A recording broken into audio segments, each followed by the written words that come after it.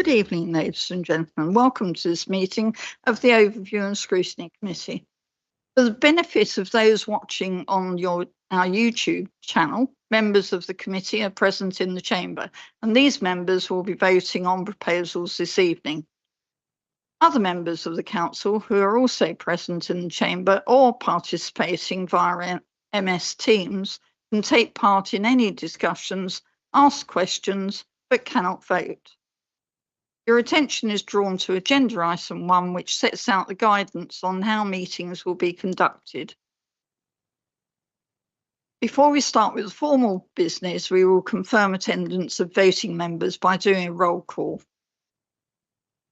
Thank you, Chair. I will do this in alphabetical order. If you could just confirm you're present when I call your name. Councillor Athol. Present. Councillor Bell. Present. Councillor Bishop. Councillor Brown, I have not seen. Oh,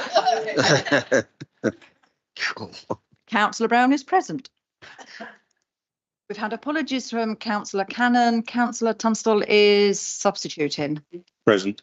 Councillor Chapman. Present. Councillor Cope. Present, and with apologies for Councillor Hood. Councillor Hickmott has sent apologies. Substitute by Councillor Bennison. Present. We've had apologies from Councillor Hood.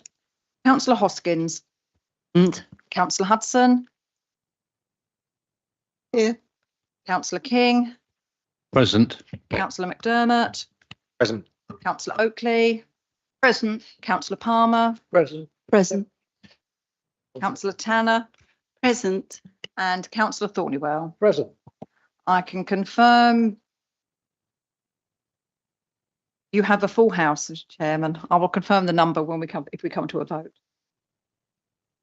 Thank you very much. I don't think there'll be any other apologies then. No. Okay. On to item 3. We've already done that. Substitute members. Do we have any declarations of interest in the room? No. Okay. We'll go on to 5. That's signing of the minutes. Can you all agree the signing of the minutes? Good. Thank you.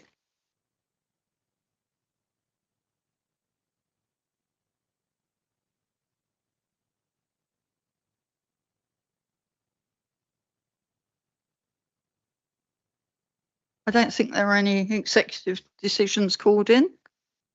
So we'll go on to item 7, matters for information, empty homes, and I'll ask Linda Hibbs to tell us about that. Thank you. Thank you, Chair. This information report, provides members with an update on current data on empty homes. It looks at some comparative data across Kent, our recent activity in empty homes, and also an update on our new resource that we've got in place. So there's an annex that contains our numbers of empty homes as at the 15th of May, when this report was being prepared. Members should note that in terms of long-term empty properties, which is usually taken as properties that have been empty for over 6 months, at that point in time we had 430. Within that figure, there is a number of kind of clusters of properties that we're aware of. So a couple of examples here on Kings Hill, we've got a number of apartments for older persons that are empty, around about 45. In Tunbridge, we know that we've got 10 units empty at New Wharf, which is Clarion property, that we are working with them on. So within the figure that we've got, there are a clusters of properties that we know exactly what's happening with. Table in paragraph 3.12 shows some comparative data across Kent. Members will be pleased to see that we are the 4th lowest in terms of empty properties, long-term empty properties at that point in time. And we also had the largest decrease in the number when you compared the figure for 2024 back to 2023, which is really encouraging. The report also picks up on Clarion housing group voids, which I know members have raised concerns with us. And we have had some data through from Clarion As at the end of March 2025, they reported that they had 92 voids, and of them, 46, so 50%, had been void for 90 plus days, or over 3 months. We've been seeing in our meetings with them voids consistently at around the 120 mark for the last couple of years. And it is a priority area for discussion with them at a strategic level moving forward, because we're aware that that needs to improve. The report provides updates to members on what we've been doing recently. So the housing team and the Revs and Ben teams have been working together on cleansing the data. We've obviously been responding to any complaints about empty homes, and we've been working with the No Use Empty team at Kent County Council as well. Really pleased to update members tonight that we now do have the Empty Homes Officer post in place. She started the role on Monday this week. It's an internal secondment. Really excited about that. An excellent officer we've got. So it's a 2-year project moving forward for that post. And we're proposing to come back into members in about 6 months' time, provide an update on this, including what that role has been doing in terms of a project plan and the impact that they've made. Thank you, Chair. Thank you. Have I got any comments from anyone? Lee. Thank you. Just a couple of small things.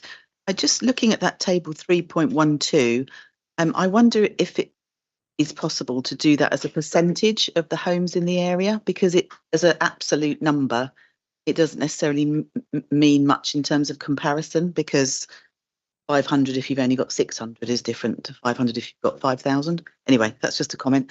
And then a question about clarion voids. Can I just confirm what clarion mean when they talk about a void?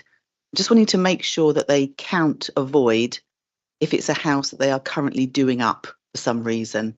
I just want to be really sure that we're talking about exactly what we're talking about.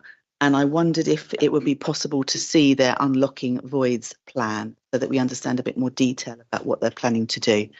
Thank you.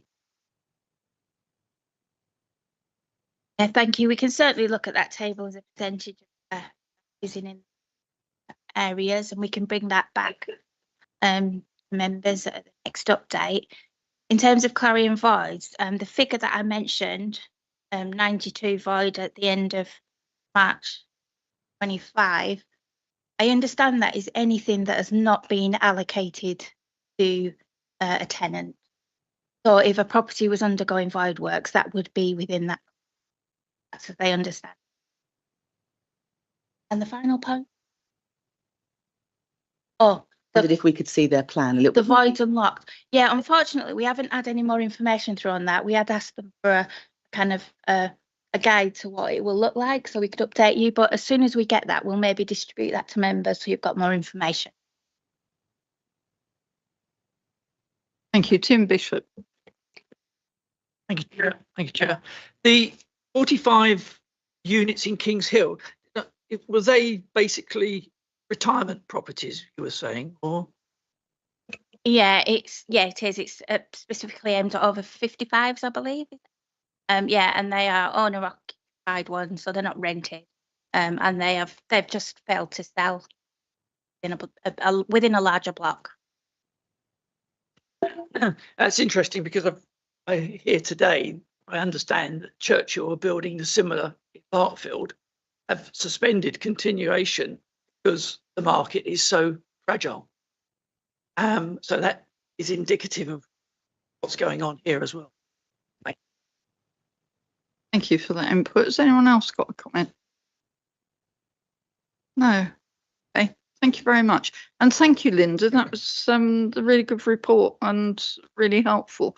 I think I'd like it to come back again to perhaps 6 months' time, see how the new lady, is it Victoria, is getting on, and whether she's had any success in getting houses occupied. That would be great.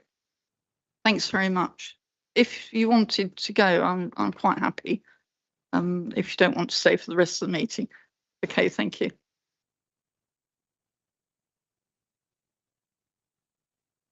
I think actually I did miss out the officers, which is very unusual. And perhaps we can go around now and say who's here. So Eleanor, shall we start with you? Thank you. Thank you, Chair. Eleanor Hoyle, Director of Planning, Housing and Environmental Health. Jill Fox, Policy, Scrutiny and Communities Manager. Good evening, members. Damien Roberts, Chief Executive. Good evening, Sharon Shelton, Tunbridge and Morley, Director of Finance and Transformation at Tunbridge and Morley. And online, we've got William, which was you were there for the empty homes one, and I think Ganesh is with us as well. Good evening, Chair. Ganesh Sangaraja, Head of IT. Thank you very much for coming. And William Waite, Revenue Benefits Manager. Thank you. And Alison, last but not least, Alison. The best till last. Alison Paris, Principal Democratic Services Officer. You will get back to the agenda, right? Item 8. Yes, consultant use. The information provided in the summary of consultant spend in 2024-25 as set out in Annex 1, and that information on consultancy spend will continue to be provided to this committee annually. And perhaps Jill might want to say something about it. Thank you, Chair. Firstly, apologies that this is an information report, but I've managed to put some recommendations in there, but it is an information report. So yeah, as Anita has just said, this was a request from this committee that we look at consultancy spend on an annual basis. So last year was the first year we did it, and we did for 4 years. So it was a larger amount of data. Going forward, we'll be looking at each financial year and presenting it to this committee for information. So all of the details for the year are provided in the annex. There's an overview in section 5 of the report, just to highlight that much of the consultant use is using external funding for time-limited, very specific projects, without which the projects wouldn't be feasible and external funding would potentially be lost. Where consultants have been necessary, they're providing expertise that we just simply don't have in-house. And if we went to recruit specialist staff, it wouldn't be cost effective because they'd be underoccupied for most of the time, due to the specialist nature of the work. So the financial information is in section 7. And in terms of spending, over half of all the projects which made use of consultants spent £5,000 or less over the last year. And all of the details, as I've said, and the specifics are in Annex 1. Thank you, Chair. Thank you. Are there any questions on that? Right. No. Okay. I think we've accepted the information stroke recommendations, so that's good. Everyone's happy with that? Yes. Thank you.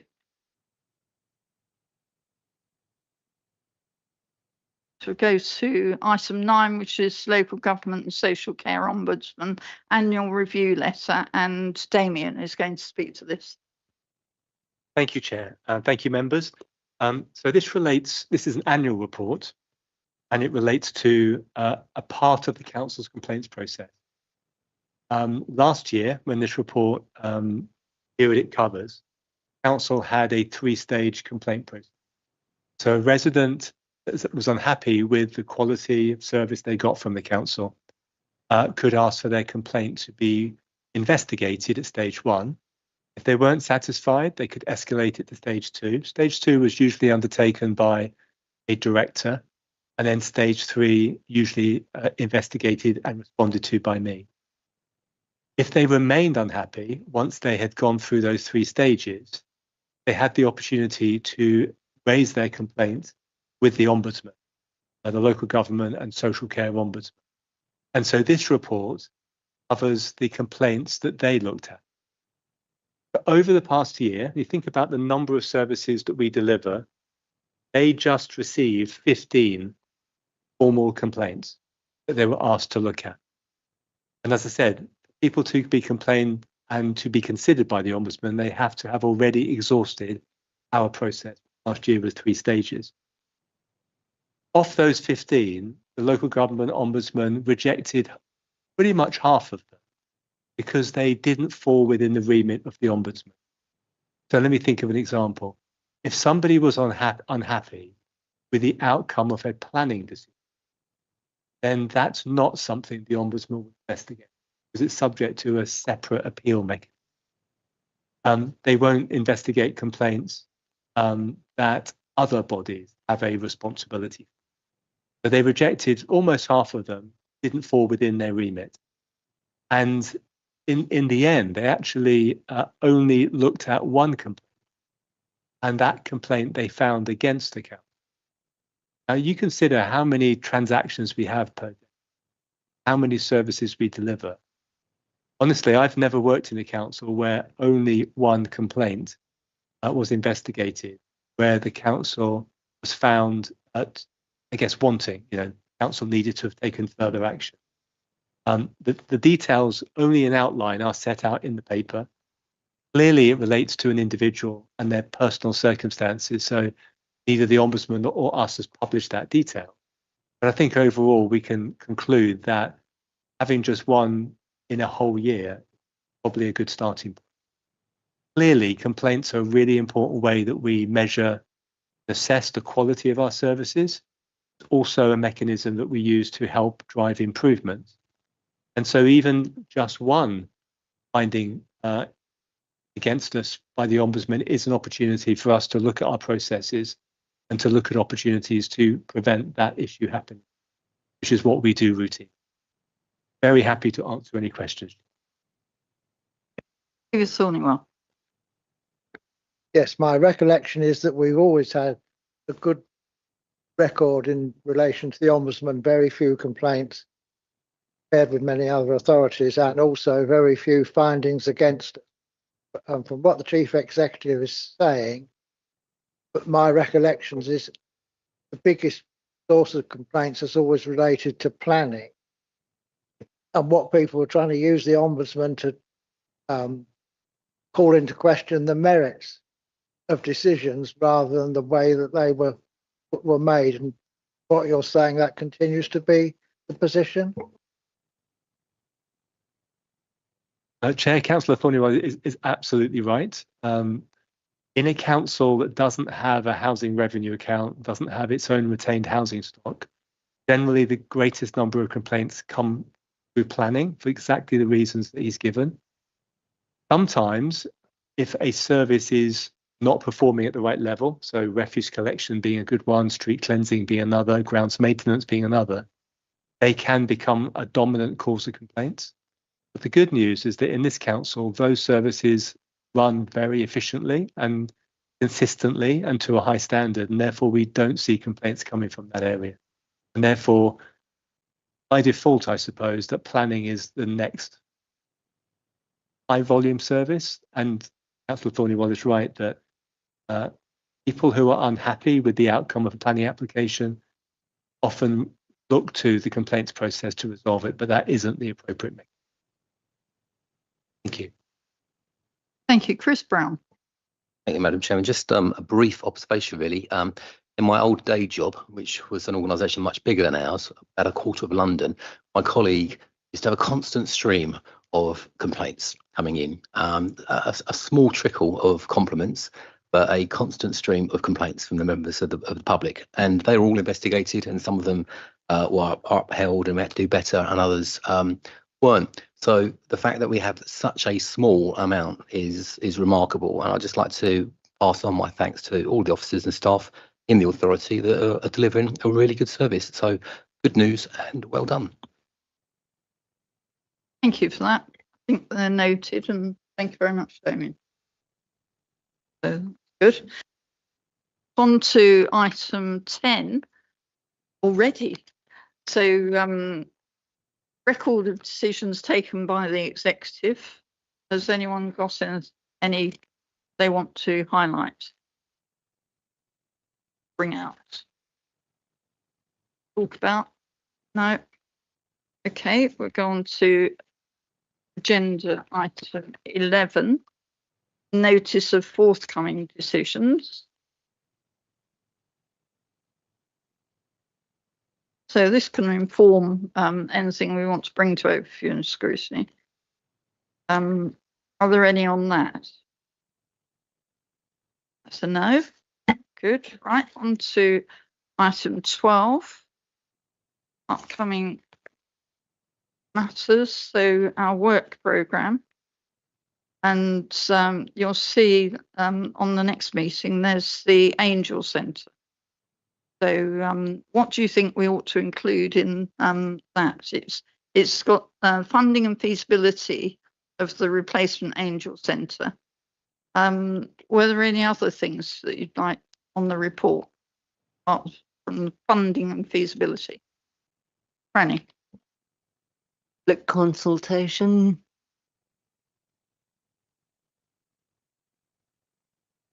Good. Kim? Can we include what's to be included in the new centre, please, in comparison to what's in the Angel Centre at the moment? Thank you. Anna Cope. Thank you. Yeah, and just building on that excellent point, I know there's a problem at the moment with disability access in the Angel Centre, particularly since the gym's being refurbished. And I would really love to make sure that that is addressed in the meeting for the refurb. Thank you. Thank you, Tim. I have to make my declaration of interest, and can I be in on this or not? As a trust member, might as well get it in early. I think you can ask, yes, if you want any items brought out. That's what we're asking at the moment. I know whether I can attend. We'll clarify that nearer the day. Okay, thank you. But there were no items you wanted added. Okay, thank you. Dennis King. Thank you, Chair. I mean, in terms of all of the individual items you mentioned, in terms of consultation, in terms of the composition or proposed composition of the centre, really what you're asking for, I think, is a report from the steering group in terms of progress and their then the next stage of the project, which, as I understand it, as someone who's just recently joined it, will be appropriate in August. So for the next meeting of the Scrutiny Committee, we could ask for a report from the steering group, and it should cover all of those. So yeah, thank you. We can have it in part 2, and if it's a problem, and but we can ask anything. You know, don't be shy. No, I'm just saying that without going into too much detail, it will all be encompassed in that, and I think it would be appropriate to take it in part 2. Thank you. Are there any other suggestions? No. Okay. Well, there are other things on that agenda that you can see, but yeah. And moving on, there's if there's anything that anyone wants on the overview and scrutiny agenda we looked at, let me know. Thank you very much.